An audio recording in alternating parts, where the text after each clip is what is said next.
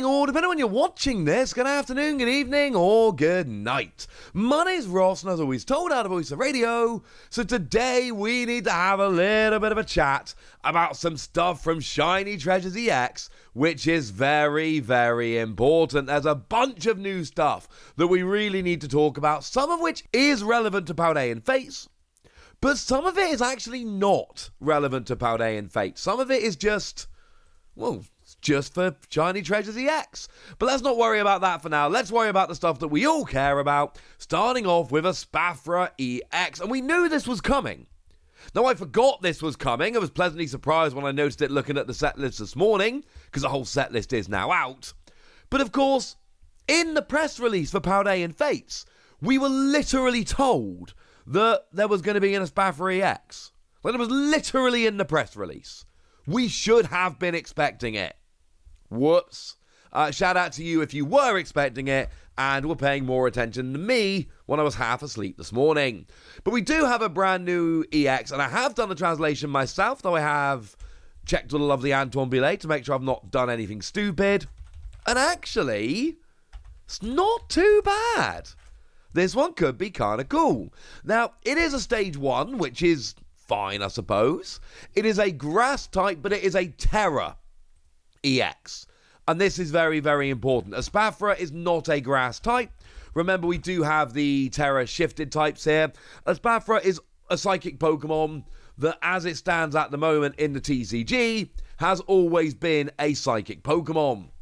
As a side note, it is literally a pure psychic Pokemon in the game, so don't expect it to get any other typings, unless it is something like this, where we got type shifted. And yeah, we got lovely Akira Igawa artwork on the screen here, because look how beautiful it is. Another example of a great artist doing phenomenal artwork for a Pokemon that, if I may be so bold as to say so, doesn't deserve it. Too mean? Never mind. Because I'm about to say nice things about this card, because I do think it is a pretty good card. We've got a rather nice ability that says that while it's in the active spot, your opponent's active Pokemon's attacks cost 1 colorless energy more. And weirdly, when translating this card, I did have to double check whether it was all Pokemon or active that it increased the cost of, because remember, Alakazam is a thing now. We have a Pokemon that can attack from the bench, so it is actually important whether it increases the attack cost of your opponent's Pokemon or your opponent's active Pokemon, and the answer is only active. This will not increase the attack cost of Alakazam. I don't know how often Alakazam versus a Spafra is going to be a thing, but, you know, now we know.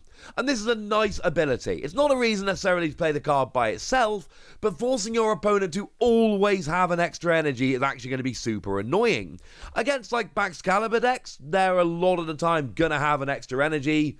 It's not going to be the end of the world. But then against decks like Mew, for instance, they are going to, a lot of the time, be relying on using a double turbo energy to attack.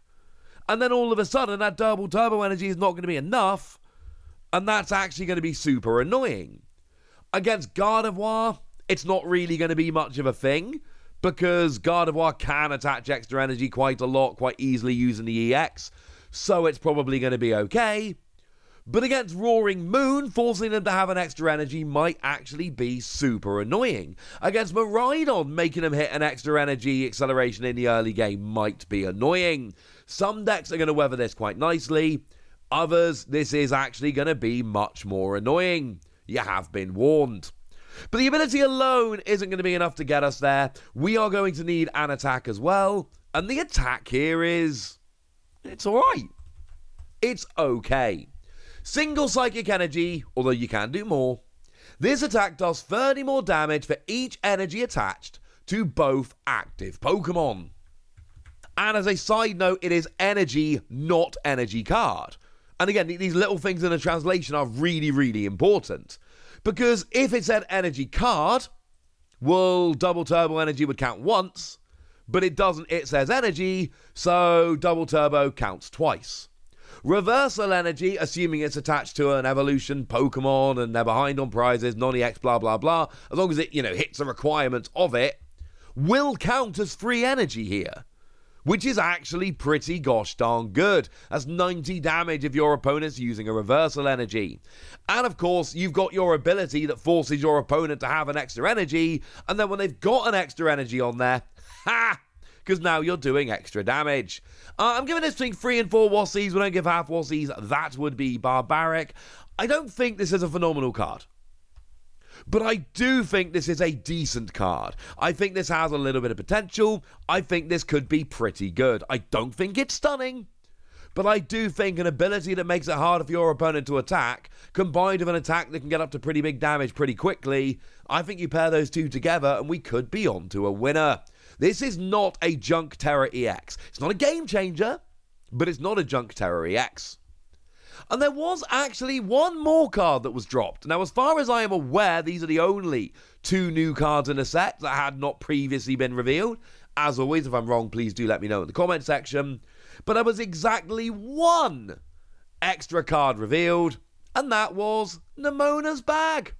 And that's right, Nemona's Bag is coming around as an item card, and yes, I did do the translation for this one myself as well, and it's actually quite a straightforward card.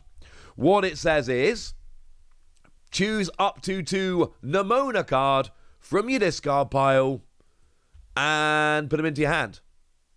That's what it does. It is an item card that specifically exists to recover Nemona from your discard pile into your hand. That's it. That's what it does. Yes, the Nemona from Scarlet and Violet. Yes, the Nemona that draws 3 cards and that's literally all it does. Yes, the Nemona that sees basically no play whatsoever. Yeah. Alright, let me make an argument for this. Because look, if this recovered a good supporter, yes, we've been talking about Judge a lot at the moment. Judge Whistle, now there is a card that I would quite like to see return. Judge Whistle is a card that I can absolutely get behind because Judge Whistle gets Judge back. And Judge is really good. Also, Judge Whistle lets you draw a card, which is actually like sneaky really good. So, yeah, Judge Whistle's like a really good card. And with Judge in the format at the moment, I'm just saying Judge Whistle coming back would not be the worst thing. Just putting it out there. But there are arguments that can be made. Like, say you've got a Pokemon like Wigglytuff, for instance, which I still contend has a chance to be really good because it's Mahusive. Wigglytuff needs you to play a supporter card every turn, so this makes it, you play one of these, you got a supporter card ready for the next 2 turns. Not necessarily a good supporter card, but you have a supporter card ready to go, which a lot of the time might be all you want. There's the argument. Nemona's Bag is not a particularly good card. I'm going to be giving it an extremely generous 3 Wassies, and I do think that is quite extremely generous. There. I went there. But there is one other really cool thing that we need to have a little bit of a chat about, and that is that there are reverse holos in this set, like there tend to be in these sets, if I'm honest with you. But there are reverse holos in the set, and that makes me very, very happy indeed. I am absolutely loving it. And they are just the regular cards from the set. Basically, any card from the set which is not holo or better is available as a reverse holo, and assuming it follows the regular pattern here, and we have no reason to believe it won't, you will get 1 reverse holo in every pack that doesn't have an artwork rare, because that's generally the way it goes. And a lot of people aren't going to care about this, but if you collect a particular artist, yeah, then things are honestly going to get kind of annoying. Like, I like Haiganosuke. I've made absolutely no secret of the fact that I'm a huge fan of Haiganosuke. I think Haiganosuke is awesome.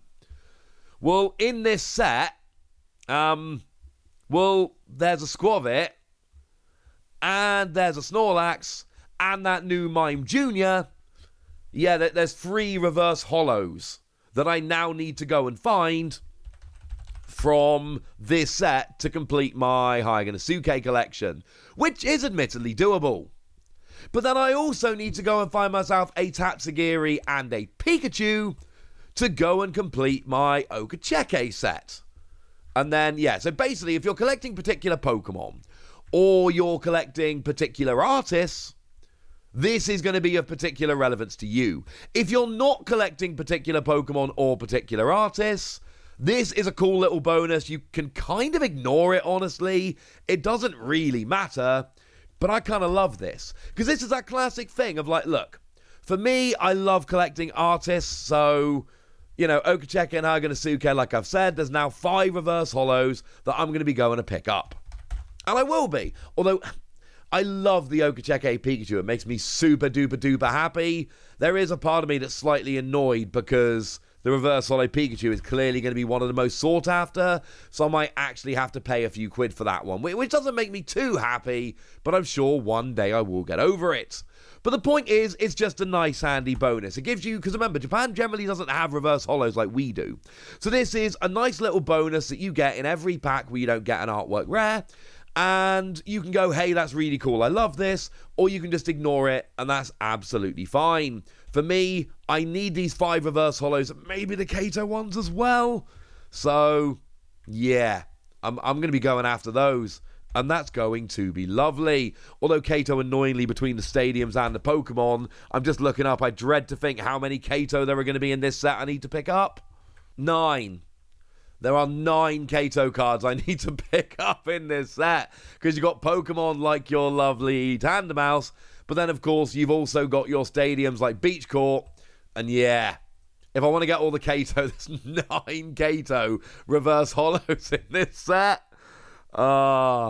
It's awkward because like when you like a Pokemon artist like Kato, someone who does, you know, stadiums and all of that, it means there are so many more cool cards to get, which on the one hand is really cool, and on the other hand means that when you get stuff like this, it gets annoying. Never mind, that's for me to figure out after the video. Now it's over to you guys. Tell me which of these cards look exciting to you. Tell me which ones you're going to be picking up. Tell me what you think about these new reverse holos. Tell me if Espathra's making your deck building brain whir. Tell me anything you want to tell me in the comment section. Go nuts!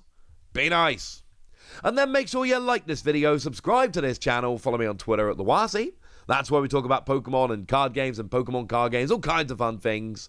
And please do consider checking out patreon.com/PTCG Radio, where you can support the channel, get some bonus podcasts and all kinds of fun things.